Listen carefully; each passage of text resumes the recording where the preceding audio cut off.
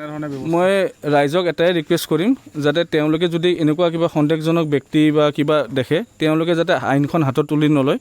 তেওঁলোকে মই circle officer আছে, আমাৰ OC আছে, আমাৰ DC ছাৰ আছে, SP ছাৰ আছে, তেওঁলোকক জনালেও আমি ইমিডিয়েট যিমান পাৰোঁ আমি ইমিডিয়েট আমি একশ্যন ল'ম। আৰু আইনভাৱে যদি কিবা তেওঁলোকৰ হয় আমাৰ পুলিচ আছে, তেওঁলোকে সেইটো শাস্তি প্ৰদান কৰিব।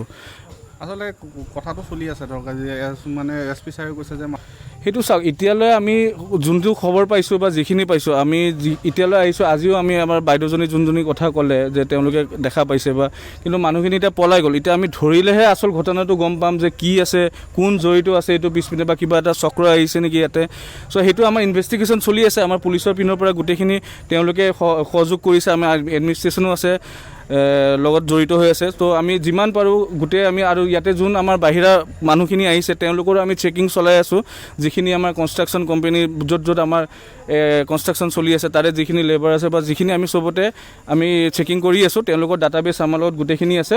চ' সেইটোলৈ মই একো চিন্তা কৰিবলগীয়া নাই। আৰু মই মাজুলীবাসীক আমি এটাই ৰিকুৱেষ্ট কৰিম যে তেওঁলোকে যাতে আইনখন হাতত তুলি নলয়। আৰু ধন্যবাদ।